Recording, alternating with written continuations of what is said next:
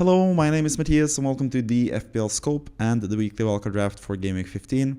There's a lot of game weeks coming up right now during the festive period in December, and that means that we're going to have a short turnaround when it comes to videos and when it comes to the weekly wildcard draft. So that will take its effect on the team because I haven't really had that many days. There hasn't really been that many things that have changed since the last weekly wildcard draft. But a couple of things have changed, and that has affected the team a little bit, and that's what we're going to talk about in this video. So this is basically the weekly wildcard draft where I draft a wildcard team for every single game week. And in this draft, I'm going to draft from number 1 until number 15 until I have a full squad, which is hopefully the best potential squad to have in FPL for the next 4 to 5 game weeks and beyond. And yeah, it's going to be a draft where the number 1 pick is the player that I think is the most important player to have in FPL currently, and then the 15th pick is sort of like the final guy in my squad who barely made it into my squad. But yeah, let's go ahead to go with number 1, and that is Mohamed Salah, who is, as usual, number 1. Hasn't really changed much there. He got 1 assist in the game against Fulham, which was kind of disappointing.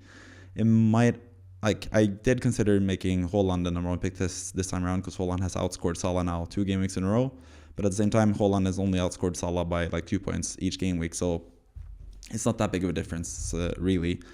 And I think Salah just has better fixtures. He doesn't have a blank, and yeah, he's just a really solid pick for now, at least.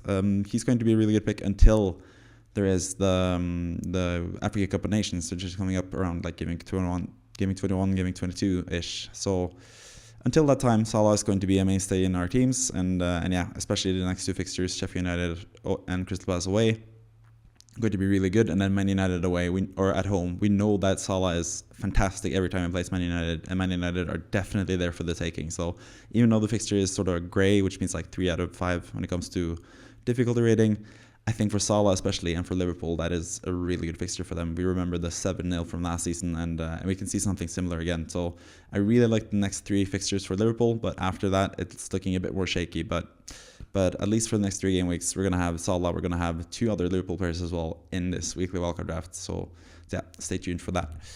Number 2, we have Haaland, like I mentioned. He does have a blank in Game Week 18, as you can see. He does have some decent fixtures before that, though. Aston Villa away. Aston Villa are a team that usually concede a lot of goals, so that's probably good for Haaland as well. Luton, which is one of the worst teams in the league, and then Crystal Palace, who have sort of been not too good lately either. After that, he has a blank in Game Week 18, but then in Game Week 20, he's most likely going to get a double game week. So yeah, Haaland is definitely up there, right next to Salah when it comes to being the most essential player to have in FPL currently. And yeah, we don't really have to talk too much about Haaland because you know already what he can do.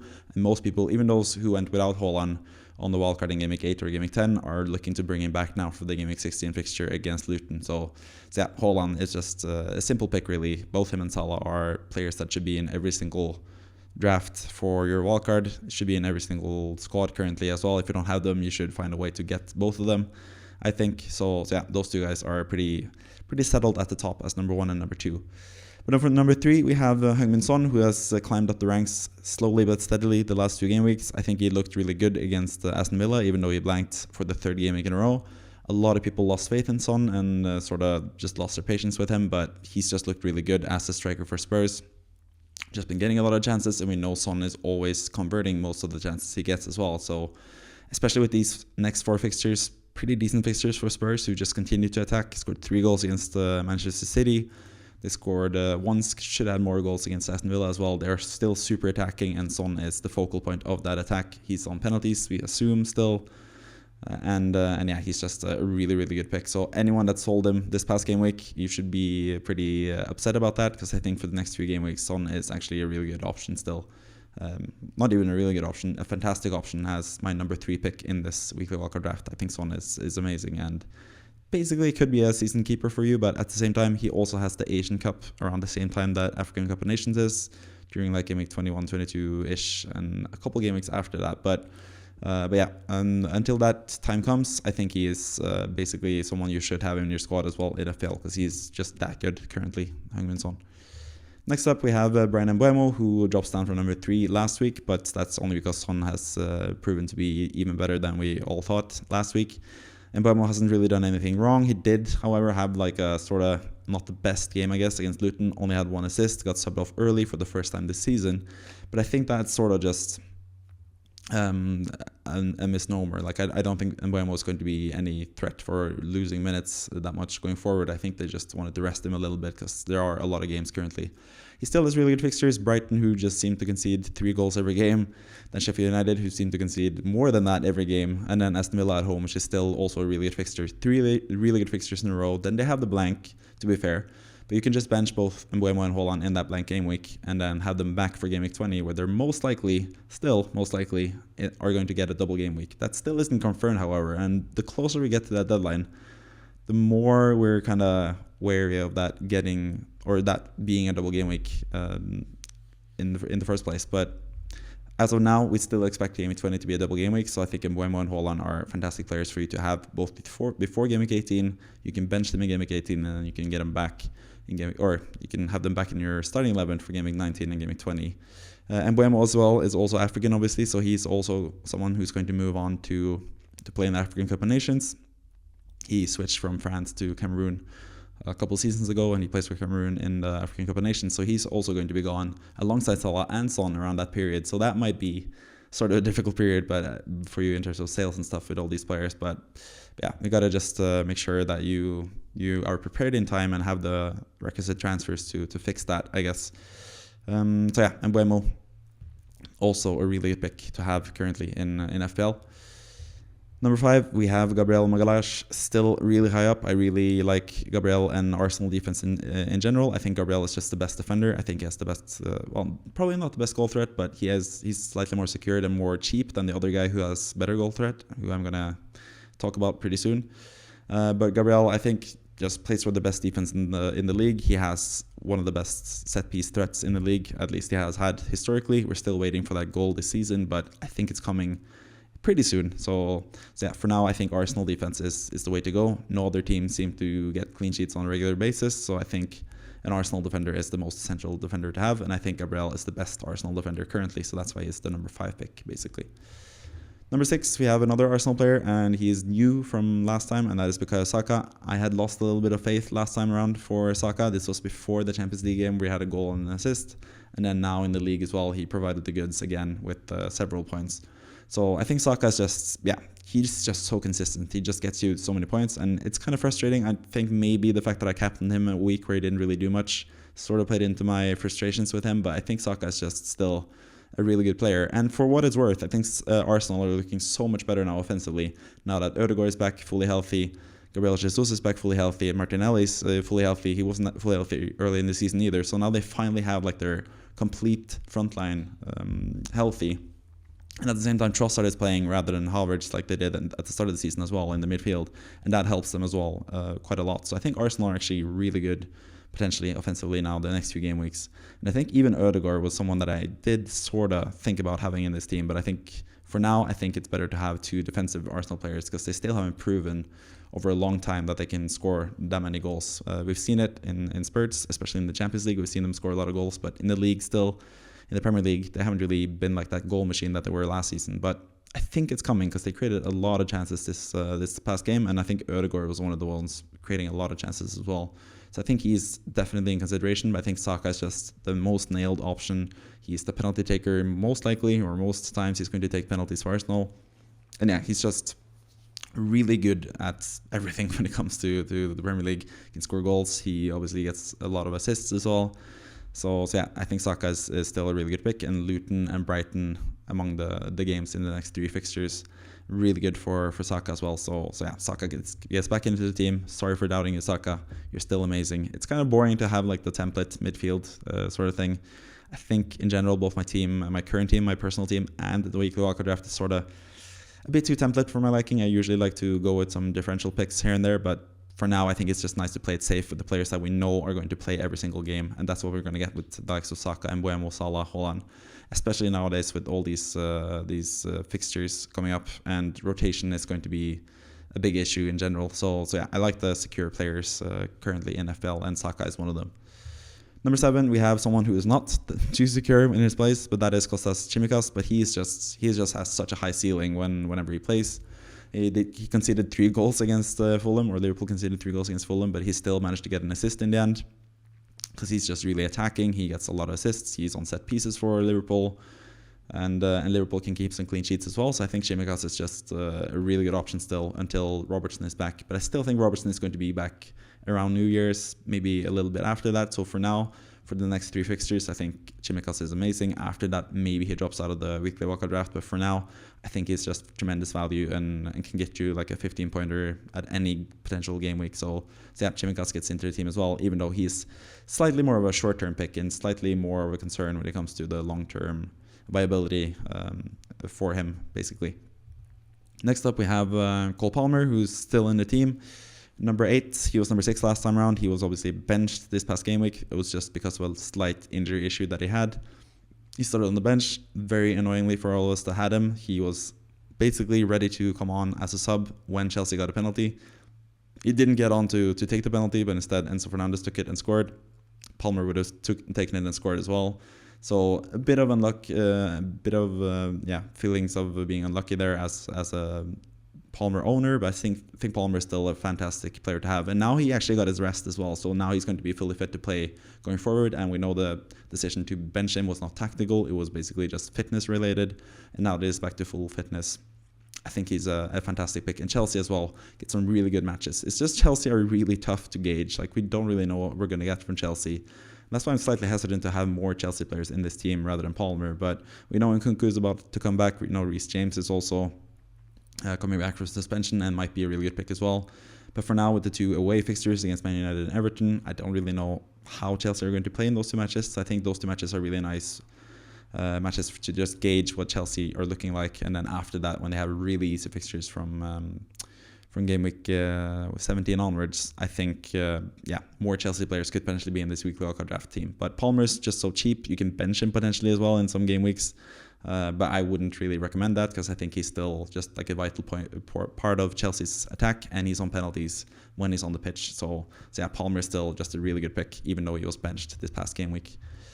Next up, we have a new goalkeeper in goal, and that is Martin Dubravka, who is going to take over as the number 1 goalkeeper for Newcastle, at least until the New Year's, because we don't really know what's going to happen in January. You assume with Nick Pope potentially being out for 4 to 5 months, you sort of expect Newcastle to try to get a goalkeeper, at least for the short term. And that might be David De Gea. He has been linked with Newcastle. Maybe he comes in, but I don't think he can be registered until January. So at least until the new year, Dubravka is going to be the starting goalkeeper for Newcastle. And I think personally that Dubravka is a pretty good goalkeeper. So I don't think Newcastle really need a new number 1 goalkeeper. They do have Dubravka. They do have Loris Karius, I think, as the number 2 goalkeeper. Probably not the best goalkeeper to have in case Dubravka is injured. But I think they're going to give Dubravka his chance to shine in the next 4 game weeks at least. And maybe even a little bit beyond that before they decide to buy in a new goalkeeper potentially. So I think Dubravka is just a fantastic value pick currently at 3.9 million. It costs basically nothing, playing for one of the best defenses in the league in a really good fixture spell as well for Newcastle. So I think Dubravka is it's pretty easy pick, especially like if not as a starting goalkeeper, at least as a backup goalkeeper, because he is the cheapest possible price and he's potentially going to play for the next 4 months for a really good team. So yeah, Dubravka is just a really good goalkeeper to have in general, I think. I have him as the starting goalkeeper. Maybe I want him to have him as the backup goalkeeper. I think he's great value nonetheless. Number 10, we have another Arsenal defender, and it is Alexander Zinchenko, who has actually looked really attacking and really good so far this season, or at least the last few game weeks. He's looked really good. Scored a couple goals, had an assist this past game, I think, as well.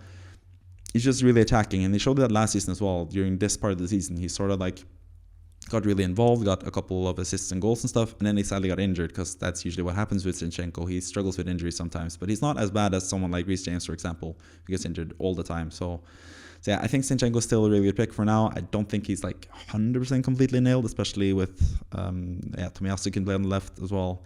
Ben White might play more on the right, and Tomiyasu might be shifted over to the left. Potentially, it's like Zinchenko's not like completely nailed, but he is pretty nailed. He's really attacking as well, and he's pretty close to the price of Gabriel as well. So there's not too much to go between Gabriel and Zinchenko when it comes to value, but I think Zinchenko is slightly less valuable because I think he's not quite as nailed, and I don't think his goal threat is decent, but he is also injury prone as well. So yeah, I still think he's a really good pick though, because I think Arsenal are a really good defensive team, and Zinchenko, if he can continue to play as offensively as he has done the last few game weeks, he's going to get plenty of attacking returns going forward as well. So I really like Zinchenko, really like Gabriel, and now I have tripled up with Arsenal in a really good like fixture run for them as well. Like they have 2 at least really good fixtures in the next 4, but then after the Liverpool game from game week 19 onwards they have really good fixtures especially. So yeah, I really like that. The only hesitancy that I have with having double Arsenal defense is the fact that I can't have double Arsenal attack, because I think, like I said previously, that Saka and Ødegaard could potentially be the way going forward, because Ødegaard is looking really good currently in FPL. So yeah, but for now Zinchenko is in the team, doubling up on Arsenal defense, tripling up on Arsenal in total. Number 11, we have Darwin Núñez. He has kept his place in the team, but he has dropped down from 7 to 11. And that's because I'm slightly worried about his rotation risk potentially, because now he played another 90 minutes. He missed several good chances for Liverpool against Fulham. Liverpool did at least end up winning the game, but the fact that he didn't score again, he's played now, 4 games in a row, I think. There hasn't really been that many stretches, or it's only happened one time actually, where Darwin has played 5 games in a row for Liverpool, and that happened last season, like sort of midway through the season, where he played 6 games in a row as a starter. That could happen again, and we were hoping for that as well, especially with the Sheffield United fixture. We really want him to play.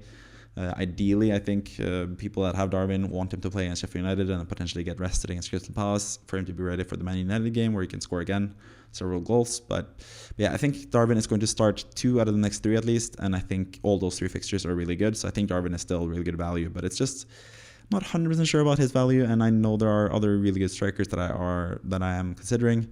I'm going to talk more about them towards the end of this video, where I talk about the whole squad and the players that have dropped out as well, because there is a new 3rd striker from last weekly Wildcard draft that I'm going to talk about towards the end of the video as well. But yeah, Darwin, I still think is a really good pick. He still gets a lot of the chances. He just hasn't converted them lately. But I think that is going to happen at some point. He's going to have that monster haul in one particular game week. I can see him getting like a 15-pointer sort of game, a hat-trick or something. Could happen in a game pretty soon, especially with the next 3 fixtures that are looking really good on paper. I think Darwin is still a player that you should have in your team, most likely. But yeah, he's sort of like a borderline case. So he comes in at number 11, basically. Number 12, we have a new Newcastle defender, and that is not Lascelles, because he was the pick at number 12 or number 13, I think, last week. But now it's looking like Sven Botman is back in training. So it's looking like Botman is going to be back into the starting lineup pretty soon, and that means Lascelles drops out. Livramento's place is more secure. I think Dan Burn is out for longer, and I think even when Dan Burn is back, I think Livramento might actually make the left back spot his, because Livramento is just a fantastic player in general. He's just really impressed me this whole time. Ever since he debuted for Southampton in the Premier League, he's just looked really, really good. And yeah, he's so versatile, can play on the left, can play on the right. He's just a really good player. And with the fixtures that they have, his sort of attacking-ish role as a fullback compared to other like centre backs like Lascelles, I think he's worth like the slight price increase that we have from Lascelles as well. Livramento is 4.3 and Lascelles is 4.0 or 3.9 currently. But I think Lascelles, his days as a starter is numbered.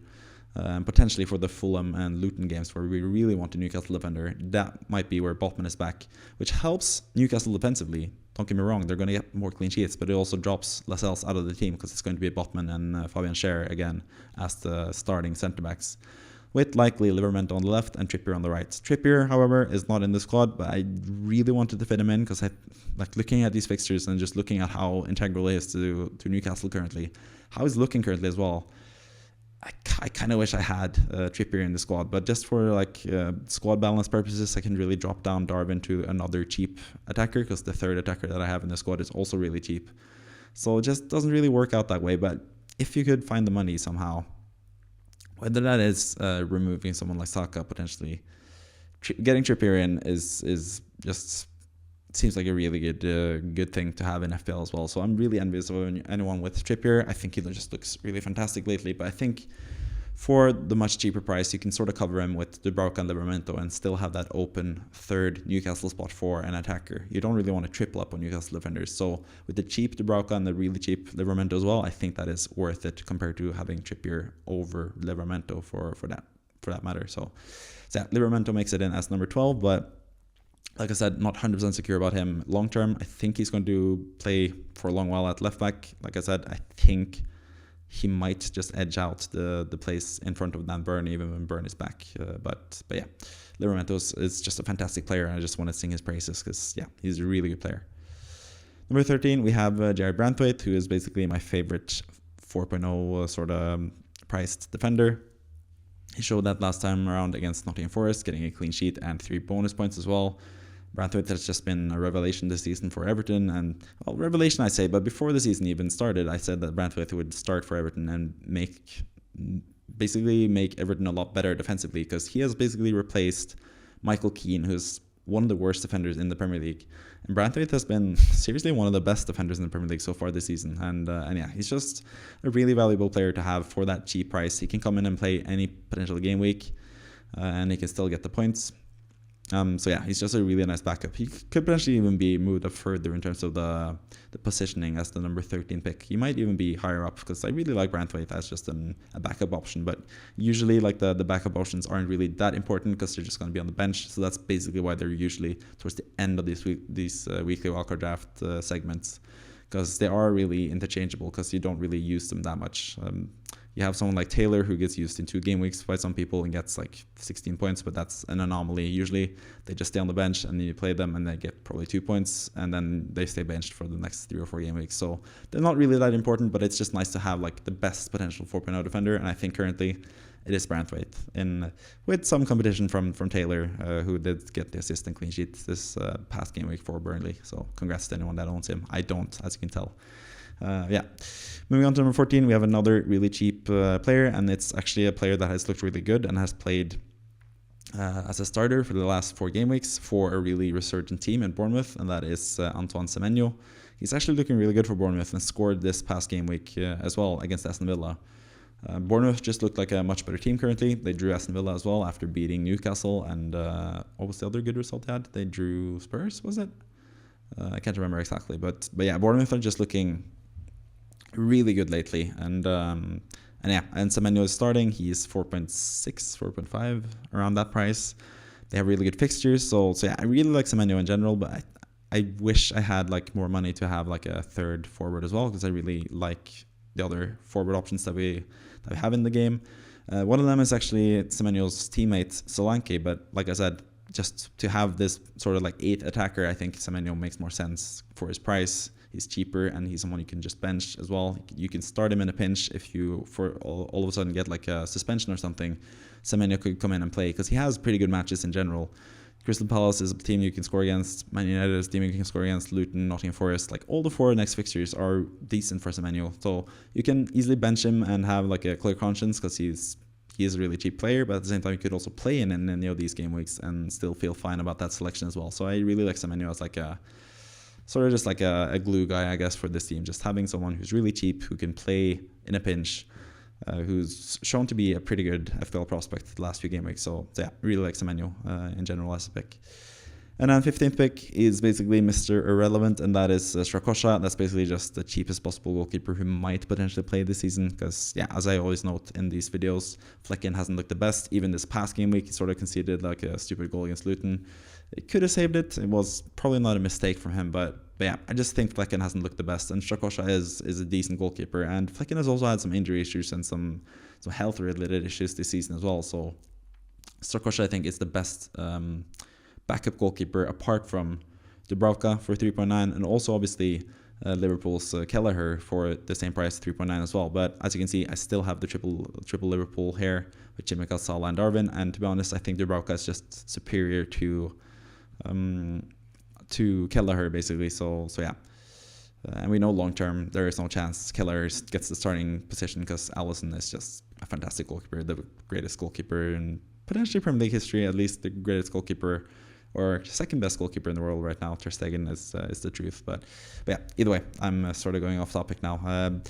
Let's get back to FPL and let's look at all the players that have dropped out since last time, because we can see Dubravka, Zinchenko, Livramento, Saka, and Semenyo are all marked in green, which means that they are new players in this team. And that means 5 players have dropped out as well. So let's take a look at those 5 players before we end this video.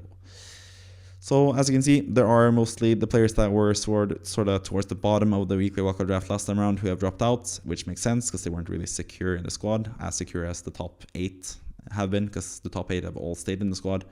But number 9 last time around was Alexander Isak. We had good faith in Isak scoring and delivering against Man United. He didn't do that, even though Newcastle were the much better side in that team, or much better side in that game.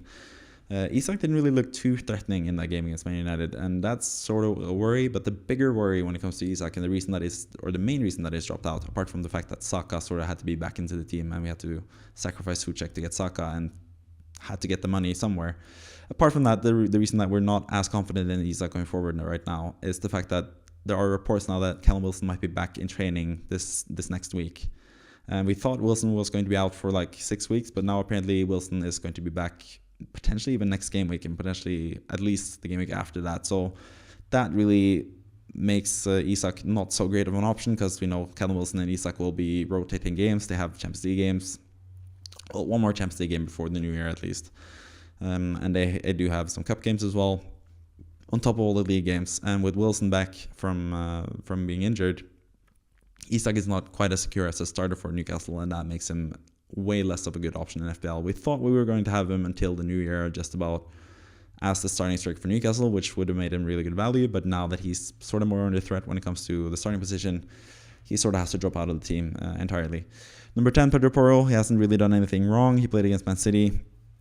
Couldn't really get much things going against Man City, but he's still, I think, a really good option. Looking at the fixtures that they have, he's also just looking really good. But it's just Spurs are really shaky defensively currently, and clean sheets are basically what we're looking for when it comes to defenders. I think Zinchenko is just a better defender in general.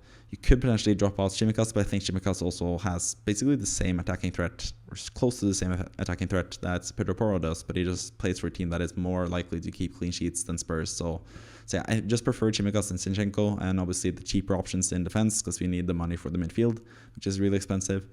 So yeah, Pedro Porro just drops out, but I still think he's a fantastic asset. I still think Porro, Reece James, Zinchenko, you can't really go wrong with any of these guys for around that price. So yeah, they are pretty interchangeable, but Pedro Porro drops out because Zinchenko just seems like a really good option currently. That's basically why Porro has dropped out.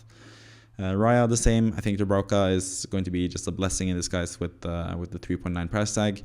There are some concerns that he's going to lose his place eventually, but I still think he's going to start at least until New Year. So I still think for now he's fine as a goalkeeper, and potentially I think it's going to be fantastic value to have Dubravka and Strakosha for 7.8 in total, which is nothing.